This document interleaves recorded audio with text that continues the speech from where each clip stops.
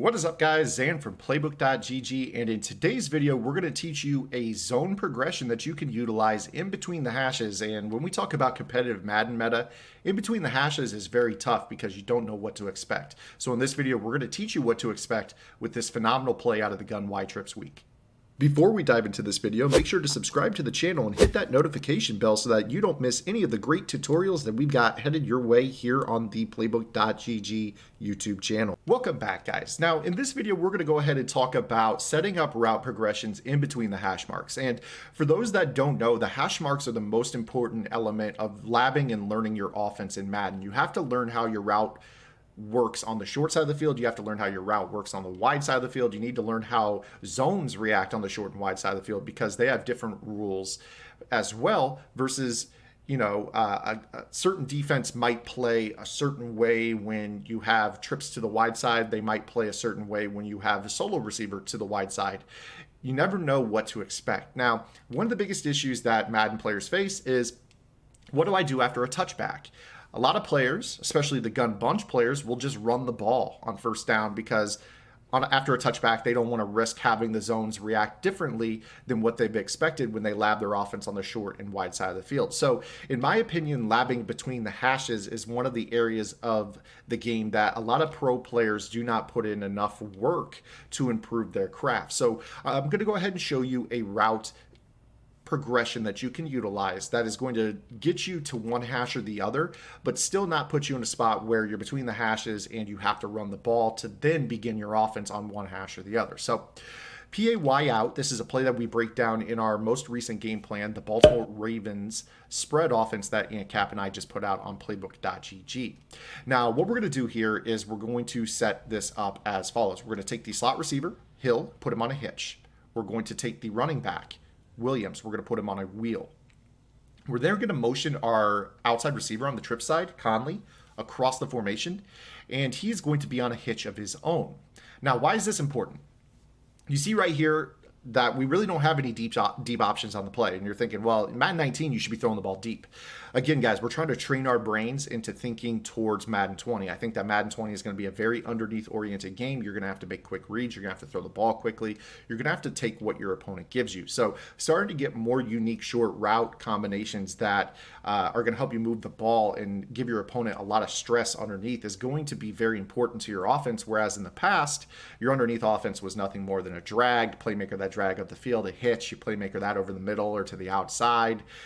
Really nothing truly underneath oriented. A lot of underneath style offenses aren't big and aren't really viable in Madden 19 because of the super lurk. You have the ability to play a drag and pick off a post.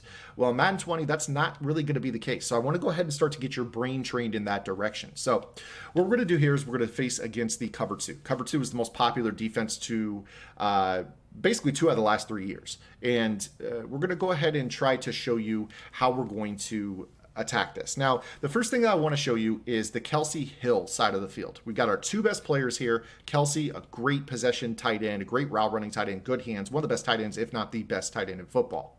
Underneath Tyreek Hill, he's on a hitch.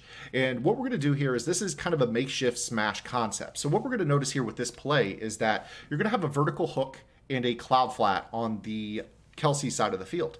And they are both going to respect Kelsey as the inside receiver, the number 2 receiver, Hill being 1, Kelsey being 2.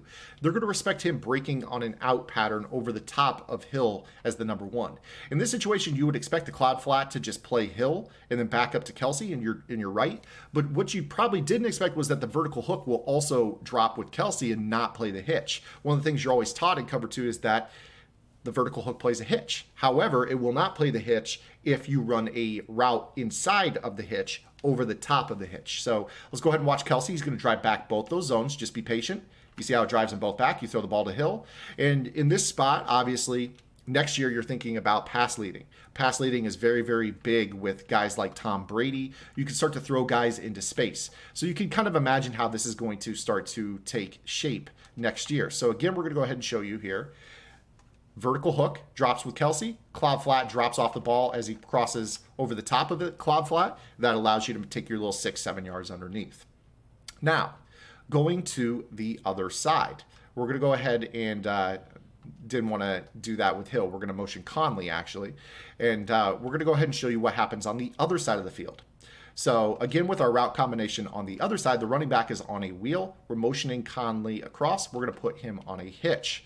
Now, this is where we start to talk about how we manipulate the cloud flat and the vertical hook on the other side of the field. So in this situation, you would expect the vertical hook with no route to the inside of him, breaking over the top. You see that there's no route to an inside receiver from that hitch on the left that is going to break over the top of a vertical hook. That vertical hook is going to bite down on the hitch.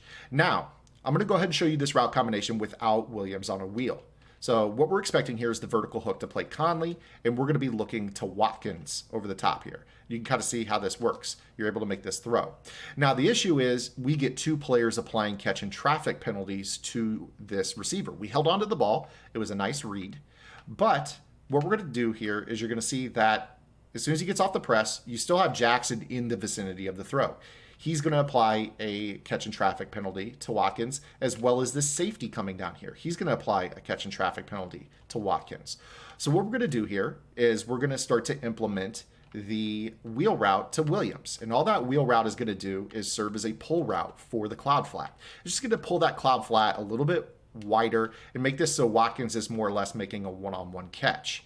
So it'll be him against the safety. So you're going to see here, he's going to break over the top. This is a much more open throw, even though he actually got the weirdest animation we've seen all year, than the original throw that we made. So we'll go ahead and do this again. And what you're going to see here is that better route runners are going to get more open than Watkins. Watkins is kind of just a middle of the road, kind of upper middle tier receiver. But you're going to see right here, watch how the cloud flat is pulled by the wheel. And then you can throw this ball over the middle. Now, block shed, obviously, but you can see how the wheel route definitely pulls the cloud flat away from this chair pattern. So you see, gets off the press. He's going to make the double cut. You see how he jumps to the wheel. He's not following the chair route anymore. So that's the importance of the wheel route. Now, why is this super important? Because when you start to run this offense with the ball on the short side of the field, you need to know how the zone reacts. So let's go ahead and run that same route combination without the wheel route to Williams. So now we're on the short side of the field, and I talked about this at the start of the video. Now watch how this cloud flat's going to play on the short side of the field. It's a completely different element. So you see right here that the game plays the route combination differently when it's in between the hashes as opposed to on one hash mark or the other. So again, right here, now all of a sudden without this wheel, we're going to be able to throw our hitch. Whereas when the ball's between the hashes, the chair route is open. So in this example, you're just going to see we're throwing this hitch underneath all day. You're basically running a double smash concept where you have a short route with a deeper route breaking over the top of it in the zone. So now you can start to understand how Playbook GG is going to help you guys as we start to get into Madden 20. Again, we're talking about higher pass rushing. We're going to be talking about, longer quarterback windups, according to a lot of the accounts from the beta. We're going to be talking about, obviously needing to get the ball out. And if you don't know how to manipulate the underneath zones because you haven't really thought about it in years past, you've just been max protecting, playmakering drags, playmakering hitches, and waiting for streaks, fades, and posts and crossers and corners to get open, you don't really have that mindset underneath that you're going to need to have when we start Madden 20. So just wanted to get this video out there to kind of show you what Playbook GG can do for you guys. Make sure you guys check out the website, www.playbook.gg.